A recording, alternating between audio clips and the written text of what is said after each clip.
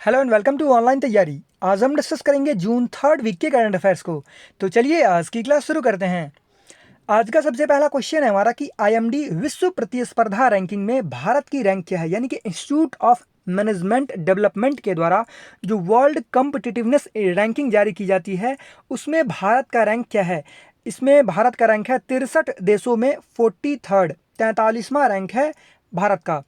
वहीं पे इसमें किस किस पैरामीटर को चेक करके रखा जाता है, कैसे रैंकिंग किया जाता है, तो उसमें दिखाया जाता है वहाँ का इंफ्रास्ट्रक्चर कैसा है उस देश का, एजुकेशन में इन्वेस्टमेंट किस तरह से हो रहा है, फिर एम्प्लॉयमेंट ग्रोथ देखा जाता है, फॉरेन करेंसी रिजर्व देखा जाता है, पॉलिटिकल स्टेबिलिटी उस देश की कैसी है। उन सभी पैरामीटर्स को देखकर इसमें इस इंडेक्स में रैंक किया जाता है कंट्री को। तो इंडिया का रैंक क्या है 43rd, जो कि हमारे लिए इम्पॉर्टेंट है। और वहीं पे अगर फर्स्ट कंट्री की बात करें कि पहला रैंक किसे दिया गया है एमडी वर्ल्ड कम्पिटिटिवनेस रैंकिंग में, तो पहला रैंक दिया गया है सिंगापुर को।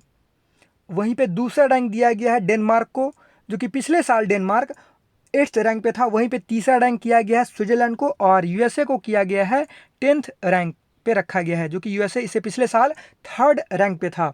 और ये इंडेक्स जो है वर्ल्ड कम्पिटिटिवनेस रैंकिंग जो है ये स्विट्जरलैंड और Singapore based international business school द्वारा तैयार किया जाता है। फिर नेक्स्ट क्वेश्चन है कि हाल ही में भारत को 8वीं बार संयुक्त राष्ट्र की किस एजेंसी का अस्थायी अध्यक्ष सदस्य चुना गया है, यानी कि नॉन परमानेंट मेंबर चुना गया है। तो अभी हाल ही में भारत को 8वीं बार यूएनएससी यानी कि यूनाइटेड नेशन सिक्योरिटी काउंसिल का 8वीं बार अस्थायी सदस्य यानी कि नॉन परमानेंट मेंबर सदस्य चुना गया है। तो इसमें सबसे पहले ये जानना जरूरी है कि यूएनएससी में 15 मेंबर होते हैं, 5 तो परमानेंट मेंबर होते हैं और 10 जो हैं वो नॉन परमानेंट मेंबर चुने जाते हैं, इलेक्ट किए जाते हैं 2 साल के लिए।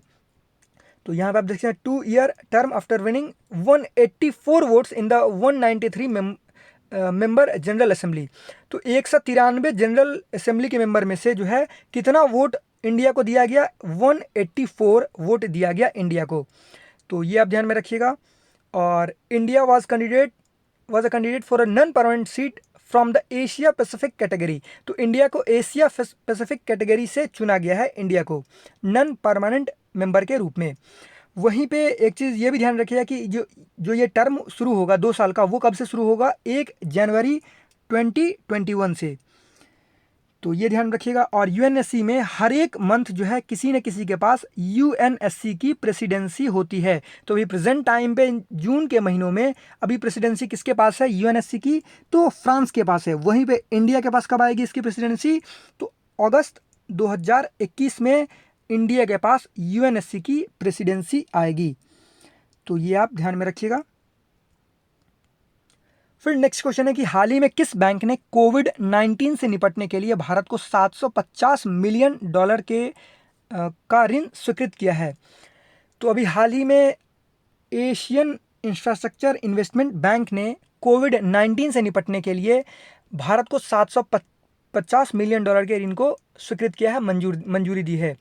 तो आपको ये भी पता होना चाहिए कि इससे पहले भी एशियन इंफ्रास्ट्रक्चर इन्वेस्टमेंट बैंक, जिसका हेडक्वार्टर बीजिंग चाइना में है, इससे पहले भी $500 मिलियन का लोन दे चुका है इंडिया को कोविड-19 से निपटने के लिए। और भी फिर इसने हाल ही में $750 मिलियन के लोन को भी दिया है। जो कोविड-19 के चपेट में जो लोग आए हैं उनकी मदद की जाएगी, इन पैसों से इकोनॉमी को सुधारा जाएगा। और इससे पहले भी $500 मिलियन लोन दिया जा चुका है एशियन इंफ्रास्ट्रक्चर इन्वेस्टमेंट बैंक के द्वारा इंडिया को। तो यहाँ पर आप देख सकते हैं गवर्नमेंट AIIB साइन $750 मिलियन कोविड-19 active response and expenditure support programme. तो ये आप ध्यान में रखिएगा, इंपॉर्टेंट है। फिर नेक्स्ट क्वेश्चन है कि हाल ही में सत्यभामा पोर्टल को किसने लॉन्च किया। तो अभी हाल ही में सत्यभामा पोर्टल को लॉन्च किया गया है प्रहलाद जोशी के द्वारा सत्यभामा पोर्टल को लॉन्च किया गया। अब ये सत्यभामा पोर्टल का एक फुल फॉर्म भी है, वो ज़्यादा इंपॉर्टेंट है। तो सत्यभामा का फुल फॉर्म क्या है, साइंस एंड टेक्नोलॉजी योजना फॉर आत्मनिर्भर भारत इन माइनिंग एडवांसमेंट। एक बार मैं फिर से बोल दे रहा हूँ, कहीं पे लिख लीजिएगा, क्योंकि पूछ लिया जा सकता है कि सत्यभामा में से वाई का मतलब क्या हुआ या फिर एम का मतलब क्या हुआ। साइंस एंड टेक्नोलॉजी योजना फॉर आत्मनिर्भर भारत इन माइनिंग एडवांसमेंट, और इस पोर्टल के माध्यम से खनन यानी कि माइनिंग और मिनरल्स के क्षेत्र में क्वालिटेटिव इनोवेटिव रिसर्च और डेवलपमेंट करने के लिए रिसर्चर्स यानी कि शोधकर्ताओं और साइंटिस्ट को प्रोत्साहित किया जाएगा। और पोर्टल पर जो रिसर्चर्स हैं वो डिजिटली रिपोर्ट भी दे सकते हैं और इससे जो है माइनिंग और मिनरल्स के क्षेत्र में जो है निगरानी भी रखी जा सकती है इस पोर्टल के जरिए। फिर नेक्स्ट क्वेश्चन है कि संयुक्त राष्ट्र महासभा के 75वें सत्र के अध्यक्ष के रूप में किसे चुना गया है? तो यूएन का जो जनरल असेंबली होता है उसका 75th सेशन कब से स्टार्ट होगा? इसका 75th सेशन स्टार्ट होगा सितंबर 2020 में। तो उसके चेयरमैन के रूप में किसे नियुक्त किया गया है? देखिए, सबसे पहले तो एक चीज़ ये ध्यान रखिए कि जो यूएन के जो सेक्रेटरी जनरल हैं, जो यूएन का जो सबसे इम्पोर्टेंट जो पद है उस पर कौन है? Secretary general. और सेक्रेटरी जनरल कौन है? तो एंटोनियो गुतेरेस। और वहीं पे जो हम सेशन की बात कर रहे हैं, जैसे 74th सेशन के कौन थे? तो 74th सेशन के थे तिज्जानी मोहम्मद बंदे। तो हर एक सत्र जो है 1 साल का चलता है और हर एक सत्र के जो है एक चेयरमैन प्रेसिडेंट्स नियुक्त किए जाते हैं। तो 75th सेशन के चेयरमैन नियुक्त किए गए, इनका नाम है वोल्कान बोज़कीर। और यूएन का हेडक्वार्टर कहाँ पे है? यूएन का हेडक्वार्टर है न्यूयॉर्क में। और यूएन में जो है इंडिया का परमानेंट रिप्रेजेंटेटिव कौन है? तो टीएस तिरुमूर्ति। अभी हाल ही में इन्हें अपॉइंट किया गया है, टीएस तिरुमूर्ति को। फिर नेक्स्ट क्वेश्चन है कि world day to combat desertification and drought is observed on, यानी कि मरुस्थलीकरण और सूखा का अंतर्राष्ट्रीय दिवस ये किस दिन मनाया जाता है? तो ये हर एक साल 17 जून को मनाया जाता है और इस बार इसका थीम क्या था? फूड, फीड और फाइबर। प्रेजेंट टाइम में ये कहा गया है कि जितना एग्रीकल्चर लैंड है, जो जिस पे हम खेती कर सकते हैं आराम से, जो हरी भरी भूमि जो है, उसमें 2050 तक जो अभी है, तो 2050 तक हमें कितना ज़रूरत पड़ेगा? अभी जितना है उससे 593 मिलियन हेक्टेयर एग्रीकल्चर लैंड की ज़रूरत होगी 2050 आते आते तक। जो हम 593 मिलियन हेक्टेयर की बात जो हम कर रहे हैं, वो अगर साइज़ के हिसाब से देखा जाए तो इंडिया का अप्रॉक्स दुगुना है। तो ये आप देख सकते हैं। ये कहा गया कि जो मरुस्थलीकरण हो रहा है, ज़मीनों का जो सुखाड़ कहीं पे आ रहा है, तो ये क्यों हो रहा है? जो डिफॉरेस्टेशन है, लैंड का यूज जो है इनएप्रोप्रिएट ढंग से किया जा रहा है, इसीलिए ऐसा हो रहा है। तो इसको रोकना है। इसका आप थीम भी ध्यान में रखिएगा और ये 17 जून को मनाया जाता है। फिर नेक्स्ट क्वेश्चन है कि वर्ल्ड रिफ्यूजी डे यानी कि विश्व शरणार्थी दिवस ये किस दिन मनाया जाता है? तो विश्व शरणार्थी दिवस ये हर एक साल 20 जून को मनाया जाता है और ये क्वेश्चन बहुत बार स्टैटिक जीके से पूछा जा चुका है, तो इसको ध्यान में रखिएगा आप।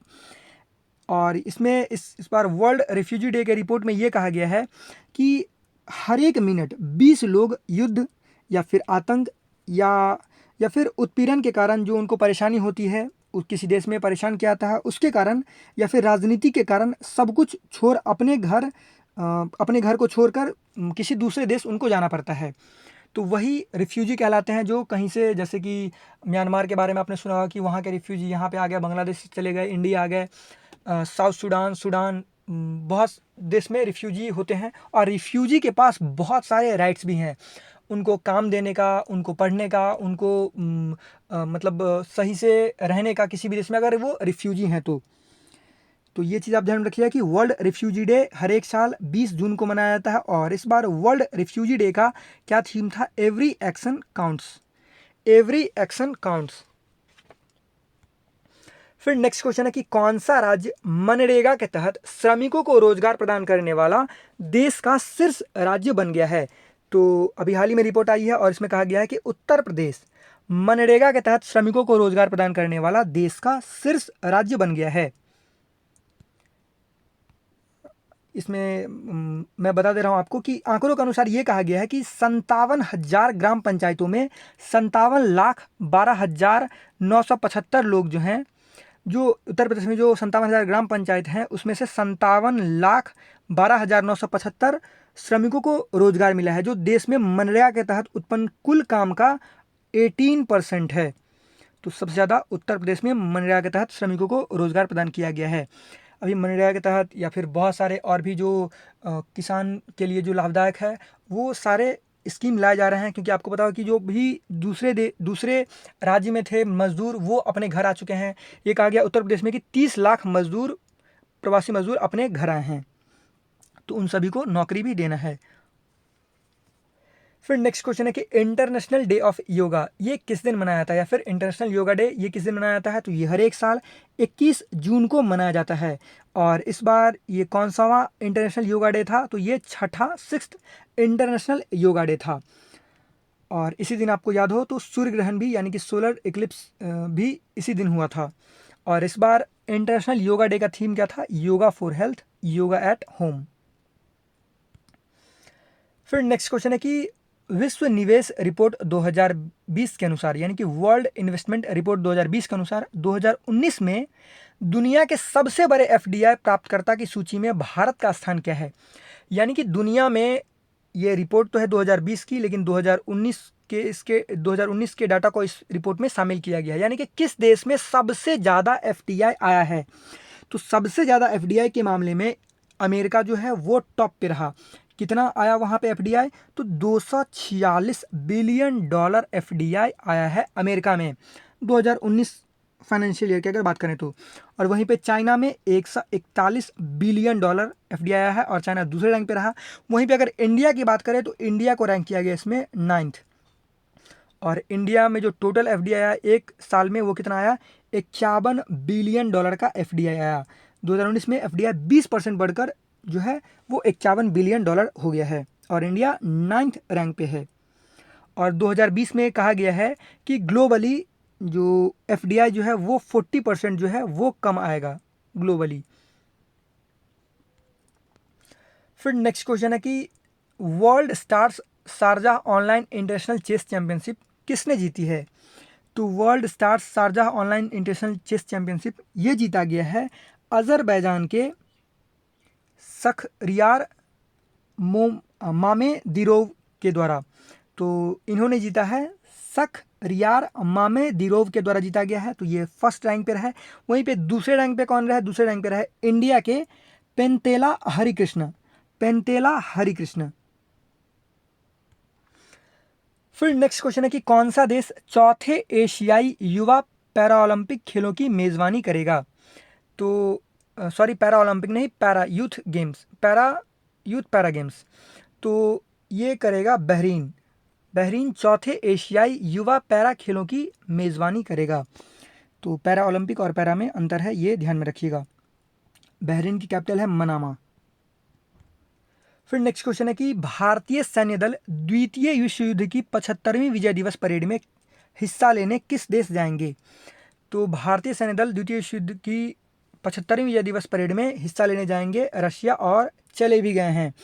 और इसका जो है आयोजन जो है आई थिंक 25 जून को होगा, तो ये ध्यान रखिएगा। और रशिया और कौन गए हैं, तो 3 दिवसीय यात्रा पर रक्षा मंत्री राजनाथ सिंह भी गए हैं रशिया। और जो द्वितीय विश्व युद्ध में जो रशिया ने विजय पाई थी जर्मनी पे, तो उसी की विजय दिवस परेड होगी जिसमें हिस्सा लेगा इंडिया भी। फिर नेक्स्ट क्वेश्चन है कि कौन सी कंपनी 150 बिलियन डॉलर के बाजार पूंजीकरण को पार करने वाली पहली भारतीय कंपनी बन गई है। यानी कि अभी इसी मार्क पे है, 150 बिलियन को पार नहीं किया अभी इसने, 150 बिलियन के बाजार पूंजीकरण वाली पहली भारतीय कंपनी बन गई है। तो इस कंपनी का नाम है RIL, यानी कि रिलायंस इंडस्ट्रीज लिमिटेड। वहीं पे अगर दूसरी सबसे बड़ी मार्केट कैपिटलाइजेशन की बात करें इंडियन कंपनी के बारे में, तो वो कौन सी है, TCS। और वहीं पे तीसरी HDFC बैंक, और चौथे नंबर पे HUL यानी कि हिंदुस्तान यूनिलीवर्स लिमिटेड, जो कि कॉस्मेटिक प्रोडक्ट्स, बहुत सारी प्रोडक्ट्स हिंदुस्तान यूनिलीवर्स लिमिटेड बनाती है। फिर नेक्स्ट क्वेश्चन है कि संयुक्त राज्य अमेरिका के राष्ट्रीय विज्ञान फाउंडेशन यानी कि नेशनल साइंस फाउंडेशन के निदेशक के रूप में किसे नियुक्त किया गया है। तो नेशनल साइंस फाउंडेशन के डायरेक्टर के रूप में नियुक्त किया गया है, इनका नाम है सेतुरमन पंचनाथन। और ये दूसरे भारतीय बने हैं NSF के डायरेक्टर बनने वाले। इनसे पहले कौन बने थे, तो इनसे पहले बने थे सुब्रा सुरेश। और सेतुरमन पंचनाथन ने किनको रिप्लेस किया है, तो फ्रांस के कोरडोवा को। फ्रांस के कोर्डोवा को इन्होंने रिप्लेस किया है। और एनएसएफ जो है ये यूएसए गवर्नमेंट की एक इंडिपेंडेंट एजेंसी है जो साइंस और इंजीनियरिंग के सभी यानी कि नॉन मेडिकल फील्ड में रिसर्च और एजुकेशन को सपोर्ट करती है। फिर नेक्स्ट क्वेश्चन है कि हाल ही में राजेंद्र गोयल जी का निधन हो गया, वह किस क्षेत्र से संबंधित थे? तो राजेंद्र गोयल जी एक क्रिकेटर थे और इनके नाम पे जो एक रिकॉर्ड है वो रिकॉर्ड अभी तक नहीं टूटा है। रणजी क्रिकेट का रिकॉर्ड है इनके नाम पर। ये बाएं हाथ के आई थिंक बाएं हाथ के ही स्पिनर थे, तो बॉलर थे ये। और रणजी क्रिकेट में सबसे ज़्यादा विकेट लेने का जो रिकॉर्ड है ये इन्हीं के नाम पे है। 637 विकेट इन्होंने लिया है रणजी क्रिकेट में, तो ये अभी तक टूटा नहीं है और इनका अभी हाल ही में निधन हो गया। फिर नेक्स्ट क्वेश्चन है कि नोवेल ए बर्निंग की लेखक या फिर लेखिका कौन है? तो यहाँ पे आप समझ गए होंगे, इनका नाम है मेघा मजुमदार। मेघा मजुमदार। फिर नेक्स्ट क्वेश्चन है कि क्लारा एंड द सन, इस नोवेल के इस उपन्यास के लेखक कौन हैं? तो Clara and the Sun novel के लेखक हैं काजुओ इशिगुरो। काजुओ इशिगुरो ये कौन है? तो इनको आपको अगर याद हो तो इन्हें नोबेल प्राइज़ भी मिला हुआ था, ये ध्यान में रखिएगा। और ये बुक जो है क्लारा एंड द सन जो है ये बुक भी इन्हीं के द्वारा लिखा गया है और इसे मार्च 2021 में लॉन्च किया जाएगा, तो इस बुक का भी नाम आप ध्यान में रखिएगा। बुक्स एंड ऑथर से भी बहुत सारे क्वेश्चन पूछ जाते हैं। फिर नेक्स्ट क्वेश्चन है कि BMW ग्रुप इंडिया के प्रेसिडेंट के रूप में किसे नियुक्त किया गया है? तो BMW ग्रुप इंडिया के प्रेसिडेंट के रूप में नियुक्त किया गया है, इनका नाम है विक्रम पवाह। आपको अगर याद हो तो कुछ ही दिन पहले रुद्र तेज सिंह जो कि BMW इंडिया के पहले भारतीय प्रेसिडेंट बने थे, जिनका कि निधन हो गया। आई थिंक 40-45 साल के ये मात्र थे, लेकिन इनका हार्ट अटैक से इनका निधन हो गया। तो उसके बाद विक्रम पवाह को BMW ग्रुप इंडिया का प्रेसिडेंट नियुक्त किया गया है। फिर नेक्स्ट क्वेश्चन है कि जिम्बाब्वे में भारत के अगले राजदूत के रूप में किसे नियुक्त किया गया है? तो जिम्बाब्वे में भारत के अगले राजदूत के रूप में नियुक्त किया, इनका नाम है विजय खंडूजा। विजय खंडूजा। और इनसे पहले कौन थे? तो इनसे पहले थे आर मसाकुई। आर मसाकुई। और जिम्बाब्वे की कैपिटल कहाँ पे है? तो हरारे। फिर नेक्स्ट क्वेश्चन है कि German peace prize of the German book trade, German book trade का पीस प्राइज 2020 से किसे सम्मानित किया गया है?